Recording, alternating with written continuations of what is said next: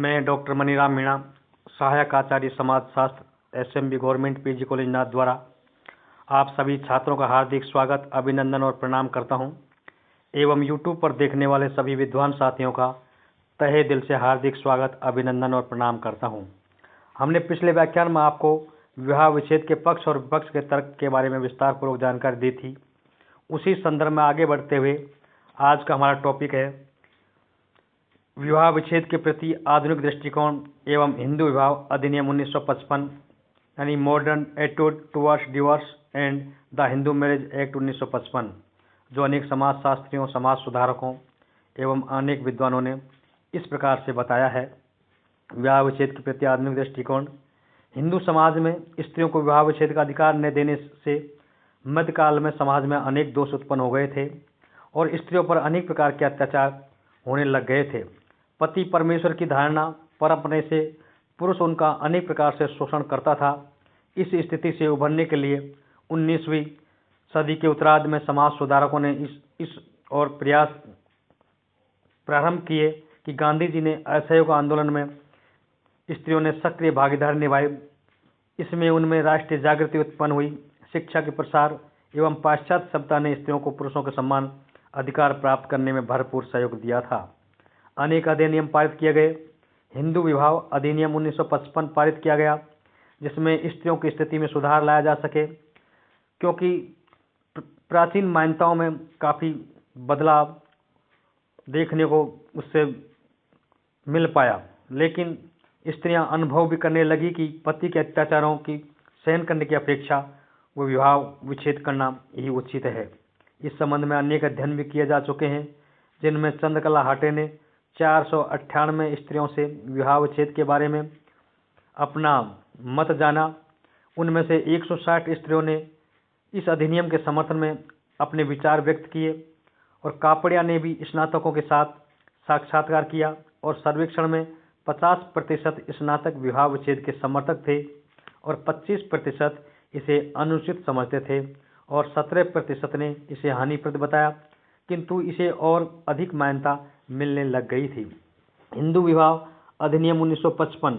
सन 1955 में हिंदू विवाह अधिनियम पारित किया गया, जिसमें जम्मू और कश्मीर के अतिरिक्त 18 मई 1955 तक संपूर्ण भारतवर्ष में यह लागू कर दिया गया था। इसमें हिंदुओं के साथ साथ बौद्ध, जैन और सिखों को भी सम्मिलित किया गया था। इस अधिनियम के द्वारा हिंदू विवाह संबंधी कानून को समाप्त किए जा चुके और कुछ विशेष परिस्थितियों में न्यायिक प्रतिकरण की व्यवस्था की गई। इसकी धारा 13 के अनुसार स्त्री पुरुष को अदालत द्वारा विवाह विच्छेद की मांग करने का अधिकार दिया गया। इस हिंदू विवाह अधिनियम 1955 को 27 मई 1976 में कुछ संशोधित किया गया, जिसकी धारा के अंतर्गत निम्नलिखित आधारों पर विवाह विच्छेद की मांग पति पत्नी एक दूसरे से कर सकते हैं और वे विवाह विच्छेद के आधार इस प्रकार से बताए गए हैं। प्रार्थी ने दूसरे पक्ष को पिछले 2 वर्ष से छोड़ दिया गया हो या उसका त्याग कर दिया गया हो। प्रार्थी के साथ दूसरे पक्ष द्वारा क्रूरतापूर्ण व्यवहार किया जा रहा हो। पति पत्नी में किसी एक ने एक दूसरे के अतिरिक्त किसी अन्य पुरुष या महिला के साथ अपनी इच्छा से शारीरिक संबंध बनाए हों। दूसरा पक्ष पागल हो, जिसकी चिकित्सा एवं इलाज संभव न हो। दूसरा धर्म परिवर्तन के कारण हिंदू न रहा हो तथा दूसरा पक्ष ऐसे संक्रामक रोग से पीड़ित हो या कुष्ठ रोग से ग्रसित हो जिसका कोई इलाज संभव न हो। दूसरा पक्ष ने यदि संन्यास ले लिया हो एवं दूसरे पक्ष के जीवित रहने की सूचना पिछले 7 वर्ष तक नहीं मिल पाती हो तथा दूसरा पक्ष न्यायिक प्रतिकरण की सजा प्राप्त होने के पश्चात भी पिछले 1 वर्ष या इससे अधिक समय से उसका पालन न कर रहा हो और अलग रहता हो। दूसरे पक्ष ने वैवाहिक अधिकारों के प्रत्यास्थापन की आज्ञा का पालन पिछले 1 वर्ष अथवा उससे अधिक अवधि के भीतर नहीं किया गया हो। उपरोक्त आधारों के अतिरिक्त स्त्रियों को 4 आधारों पर विवाह विच्छेद के लिए प्रार्थना पत्र देने की आज्ञा दी गई थी और वे आधार इस प्रकार से हैं।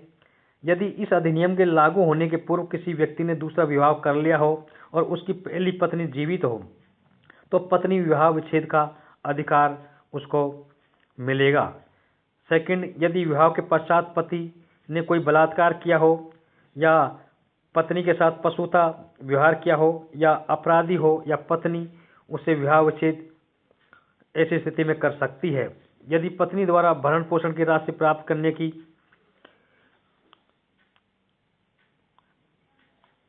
के प्रति पति द्वारा नहीं किया जा रहा हो तो पत्नी अपने पति से विवाह विच्छेद कर सकती है, क्योंकि यदि पति पत्नी का भरण पोषण नहीं करता है तो ऐसी स्थिति में पत्नी उससे विवाह विच्छेद कर सकती है।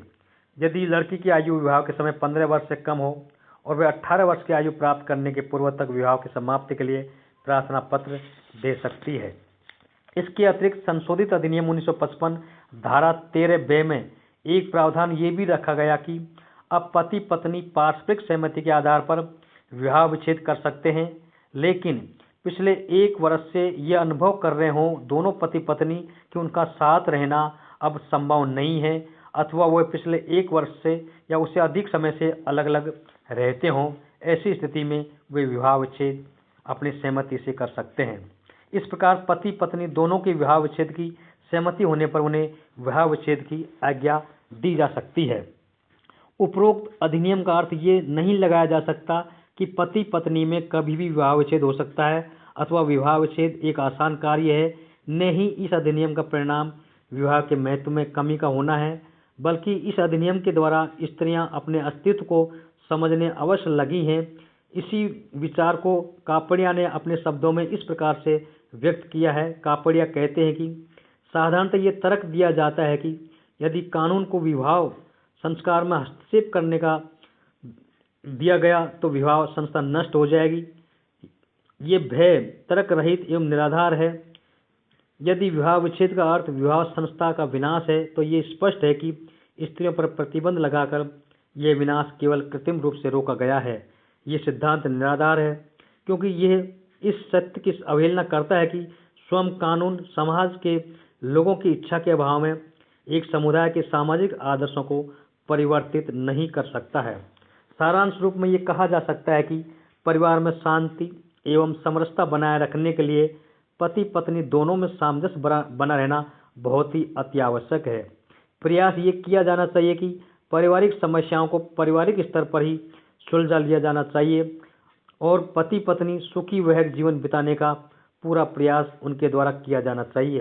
किंतु यदि साथ साथ रहकर जीवन बिताना संभव नहीं रह गया हो तो विवाह विच्छेद को महत्व अवश्य दिया जा सकता है।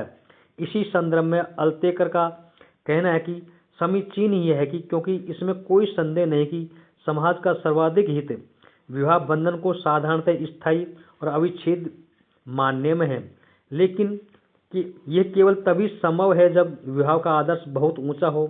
पारिवारिक जीवन में सुख शांति केवल उसी समय संभव है जब पति और पत्नी एक दूसरे से अनुकूल करने के लिए महान त्याग करने को तैयार हों।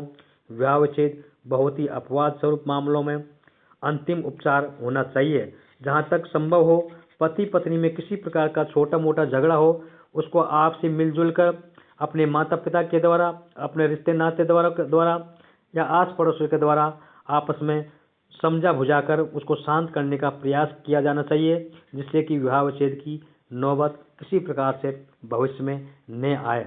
हम आपको अगले वीडियो व्याख्यान में पीढ़ी संघर्ष का अर्थ और परिभाषा के बारे में विस्तार पूर्वक जानकारी देने का प्रयास करेंगे। धन्यवाद। थैंक्स।